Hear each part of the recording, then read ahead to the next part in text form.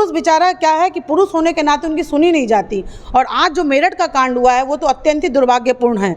मैं इसकी कड़ी निंदा करते हुए न्यायालय से फांसी की गुजारिश करूंगी, क्योंकि ये एक उदाहरण पेश होना चाहिए। इसी घटना में महिलाएं कुकृत्य कर रही हैं, अपराध कर रही, तो महिला नहीं है, उनको हम किसी भी तरह से महिला की श्रेणी में नहीं रख सकते। महिला का मन कोमल होता है, उनका दिल ममता से भरा होता है, और जब कोमल मन में निष्पाप हो और गलत भावनाएं हो तो महिला पहले महिला की श्रेणी में है ही नहीं है। एक रावण का समय था, सुपर्णखा के नाम उस लड़के को फंसाया और फंसा के शादी की।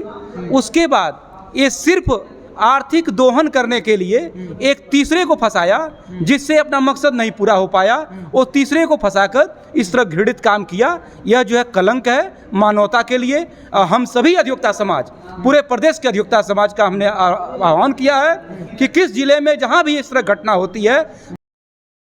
क्या नाम पड़ेगा आपका? मैं एडवोकेट पूजा गुप्ता। कैसे देखते हैं जो मेरठ का घटना हुआ है? बड़ी निंदनीय, बड़े लोगों को झकझोर दिया हुआ, दिलों को झकझोर दिया। देश में बड़ी अजीबो गरीबो देखा जा रहा है इसी घटना। देखिए, ये घटना तो दुर्भाग्यपूर्ण है और बहुत दुखद है। मैं इसकी कड़ी निंदा करती हूँ।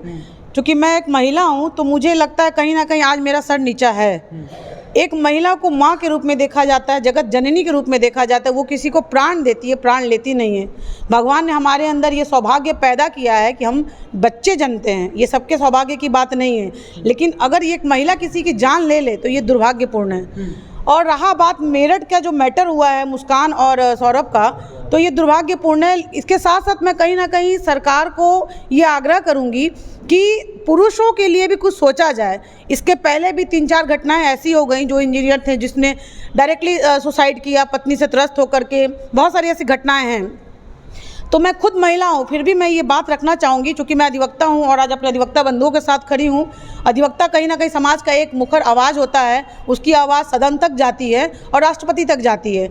तो मैं अधिवक्ता होने के नाते ये एक निवेदन करूँगी सरकार से, प्रशासन से और न्यायालय से भी, कि एक ऐसा वर्ग बने जिसमें पुरुष अपनी बात किसी से कह पाए। महिला आयोग है, बहुत सारे विंग्स में महिला मोर्चा है, महिलाओं के लिए तमाम NGOs हैं। महिलाएं अगर एक शिकायत झूठी करती है तो उनके लिए सुना जाता है। जितने कानून हमारे सुरक्षा के लिए बनाए गए थे वो कहीं ना कहीं उसका दुरुपयोग हम महिलाएं ही ज़्यादा कर रही हैं। और पुरुष बेचारा क्या है कि पुरुष होने के नाते उनकी सुनी नहीं जाती। और आज जो मेरठ का कांड हुआ है वो तो अत्यंत ही दुर्भाग्यपूर्ण है। मैं इसकी कड़ी निंदा करते हुए न्यायालय से फांसी की गुजारिश करूंगी, क्योंकि ये एक उदाहरण पेश होना चाहिए समाज में। हम महिलाओं के लिए, हम महिलाओं को एक सम्मान की नज़र से दृष्टि से देखा जाता है, माँ के रूप में, बहन के रूप में, पत्नी के रूप में, और सबसे बड़ी महिला होने के नाते। तो उस महिला ने जो कलंक लगा करके अपने परिवार का विनाश किया है, इसके लिए कड़ी से कड़ी सज़ा उनको मिलनी चाहिए। उनके माता पिता कह रहे हैं, मुस्कान के माता पिता कह रहे हैं कि जो बेटी हमारी है, ये जो काम कर रही थी, ये हमारे दामाद हैं जो अपने पति को धोखा दे रही थी, और ये इनसे अंधाधुंध प्यार करते थे। मतलब विश्वास का कोई चीज़ ही नहीं था, जितना विश्वास ये करते थे, और इनके घर से इनका बनता नहीं था। देखिए, मैंने सुबह न्यूज़ में उनके माता पिता का स्टेटमेंट सुना। ये एक माँ बाप के लिए भी दुर्भाग्यपूर्ण है। बच्चे अगर कुछ अच्छा करते हैं तो नाम रोशन होता है, और बुरा करते थे माँ बाप के परवरिश पे कहीं ना कहीं प्रश्नवाचक चिन्ह लगता है। आज उनकी बेटी ने वो काम किया, लेकिन आज उनके समाज में, उनके मोहल्ले में, उनके प्रदेश में आज उन माँ बाप के परवरिश पे जो है प्रश्नवाचक चिन्ह लग रहा है। इसलिए उनकी माँ का स्टेटमेंट मैंने सुबह सुना। वो खुद भी चाहती हैं कि ऐसी लड़की को, ऐसी महिला को फांसी की सज़ा होनी चाहिए, और बिल्कुल होनी चाहिए। मैं पुरजोर इसका कहीं ना कहीं सपोर्ट करूँगी कि उसको फांसी की सज़ा होनी चाहिए, ताकि आगे से महिला हो या पुरुष, किसी की जान लेने से पहले 10 बार सोचे कि जान भगवान का दिया हुआ एक तोहफा है, वो यूं ही कोई आम आदमी उसे नहीं ले सकता। धन्यवाद। अच्छा, ठीक है, थैंक यू सो मच। बात करके चला। 1 मिनट सर, क्या नाम पड़ेगा आपका?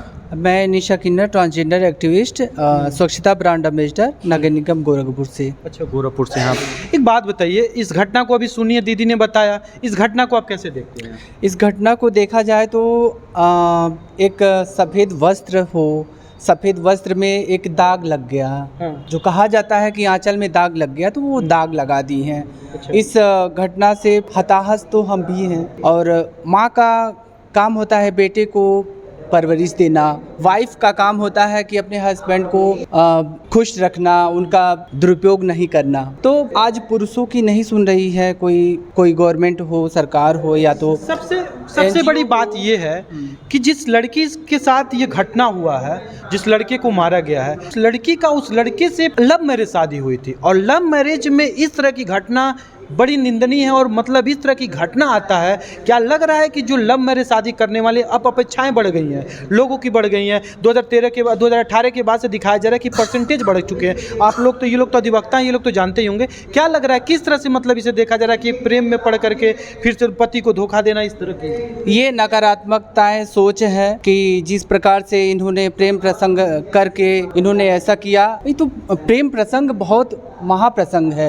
ये तो हमारे कृष्ण कन्हैया भी किए हैं और वेदों पुराण में विख्यात है ये वर्णन। तो ऐसा नहीं करना चाहिए जो इस प्रकार से घटना आई है। इस घटना को रोकने के लिए शासन प्रशासन को, पुरुष को भी सुनना पड़ेगा, क्योंकि महिलाएं कुछ भी कह दे तो उनको सुनना पड़ता है, लेकिन पुरुष किससे कहेगा ये आपको ध्यान में रखना पड़ेगा। अच्छा ठीक है मैम, आपके पास आ रहा, रुके रहिए। क्या नाम पड़ेगा? जी, मैं अनूप कुमार मिश्रा, राष्ट्रीय संयुक्त अधिवक्ता मंच का मैं प्रदेश मंत्री हूँ। अच्छा। और हाई कोर्ट ने जो है न्याय मित्र के रूप में नियुक्त किया है। और आपका जो प्रश्न है, यह प्रश्न है कि जो मेरठ में ये घटना हुई है कि जो पत्नी ने एक प्रेमी के उसमें संपर्क में आकर अपने पति की इतनी निंदनीय हत्या की है, मेरा यही कहना है ये मानवता की हत्या हुई है। यह कलंक है, समाज पे एक कलंक है। जो आजकल सोशल मीडिया, देखिए सोशल मीडिया एक वरदान भी है, एक अभिशाप भी है। आजकल अधिकतर फेसबुक के माध्यम से, सोशल मीडिया के जरिए ये प्रेम प्रसंग लोगों का चल रहा है और कुछ ही दिन बाद यह समाप्त हो जा रहा है। इसमें कारण यह है कि स्वार्थ की भावना, यदि स्वार्थ नहीं सिद्ध हो रहा है, उस महिला जिसने घृणित काम किया है, उसने तो सबसे पहले उस लड़के, जो वास्तव में बेकसूर लड़का था, उस लड़के को फंसाया और फंसा के शादी की। उसके बाद ये सिर्फ आर्थिक दोहन करने के लिए एक तीसरे को फंसाया, जिससे अपना मकसद नहीं पूरा हो पाया। वो तीसरे को फंसाकर इस तरह घृणित काम किया। यह जो है कलंक है मानवता के लिए। हम सभी अधिवक्ता समाज, पूरे प्रदेश के अधिवक्ता समाज का हमने आह्वान किया है कि किस जिले में जहां भी इस तरह घटना होती है, हम चूंकि न्याय मित्र भी हैं, हाईकोर्ट ने न्याय मित्र भी नियुक्त किया है पारिवारिक मामलों के लिए, तो हम लोगों का यही है कि इस घटना में ये जो दोषी हैं, वह जो महिला है और उसका प्रेमी है, उसको फांसी दिलाने का काम करेंगे। और किसी भी यहाँ से लेके चाहे हाईकोर्ट तक लड़ाई लड़नी पड़े, हम लोग न्याय दिलाने का काम करेंगे।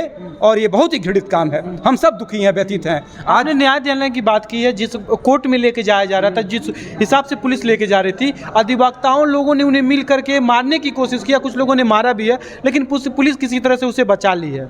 ये देखिए समाज का आक्रोश है। हाँ। आक्रोश जो है, एक अधिवक्ता होने के नाते जहाँ भी ये घटना हुई है, आदमी इंसान मानव भी है, वह रूह का। आप ये घटना देख के, आप तो पत्रकार हैं, हर जगह से पत्रकारिता करते हैं, निष्पक्ष पत्रकारिता करते हैं, कई लाखों करोड़ों फॉलोअर आपके हैं, लेकिन इस तरह की घटना से कौन नहीं छूब है आज पहले, सबसे पहले हम मानव हैं। लेकिन हमारा तो एक कतई मानना नहीं है कि अधिवक्ताओं ने मारा है, पीटा है, वहाँ प्रशासन था, सब कुछ था। लेकिन हाँ, एक आक्रोश पैदा हुआ है, वो आक्रोश था जो इस तरह का काम हुआ है घृणित। हम सब कभी क्षम्य इस चीज़ को नहीं करेंगे, इस चीज़ को कभी क्षम्य नहीं करेंगे।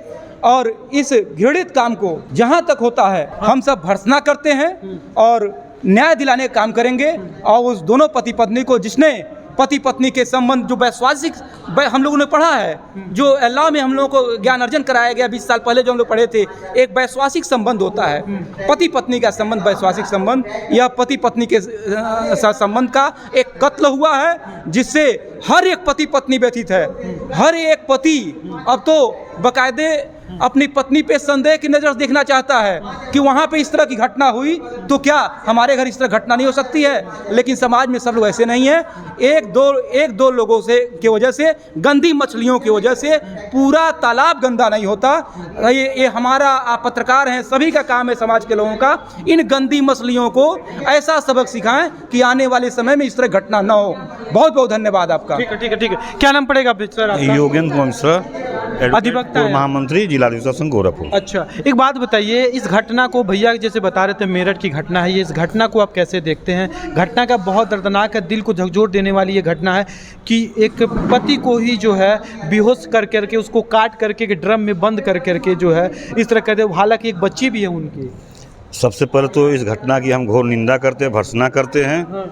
अभी जैसा कि आपको अनूप मिश्रा जी ने बताया, ये मानवीय, माने जितना इसको कहा जाए वो कम होगा शब्दों में।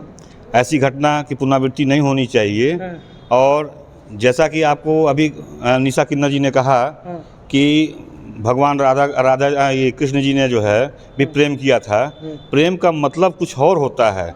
यहाँ पे प्रेम नहीं, यहाँ पर बस केवल अपना मकसद सिद्ध किया जाता है कि हम इनसे प्यार कर लें, इनसे अपना जो है धन अर्जन कर लें, फिर इनको हटा करके फिर दूसरा अर्जन कर लें। ऐसे लोगों का जो है फांसी की सज़ा होनी ही चाहिए, क्योंकि घटना कम नहीं है। ऐसे घटनाओं का जो है घोर निंदा करते हैं। धन्यवाद। ठीक है ठीक है ठीक है ठीक है। आज ये सर आप नहीं बोलेंगे, क्या नाम पड़ेगा मैम आपका?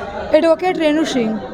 कैसे देखती हैं घटना को? अभी तो आप सुन ही रही थी, बड़े अच्छी तरह से सुनी है। इस घटना को कैसे देखती हैं आप? तो एक महिला क्या सोचती है इस घटना को देखते हुए? देखिए, आज तक जो भी क्राइम हुआ तो हम पुरुषों को दोषी देते आए, लेकिन ये हमारा देश में पुरुष ही दोषी नहीं है, महिलाएं भी है। देखिए, पहले हम आपको बता दूं, अपने देश की आज़ादी में रानी लक्ष्मीबाई भी थी जो देश के लिए लड़ी, लेकिन अगर ये ऐसी घटना में महिलाएं कुकृत्य कर रही हैं, अपराध कर रही, तो महिला नहीं है। उनको हम किसी भी तरह से महिला की श्रेणी में नहीं रख सकते। महिला का मन कोमल होता है, उनका दिल ममता से भरा होता है, और जब कोमल मन में पाप हो और गलत भावनाएं हो तो महिला पहले महिला की श्रेणी में है ही नहीं है। एक रावण का समय था, सुपर्णखा का नाम सुने थे कि रामचंद्र जी ने नाक काटा था, तो अभी महिला थी ना। हाँ, इसी तरह की अगर महिलाएं गलत करती हैं और एक पुरुष के साथ मिलकर, तो दोनों है। देखिए, सिक्का जो होता है उछाली ऊपर तो हेड और टेल, तो जेंट्स महिला दोनों एक पूरक एक दूसरे के।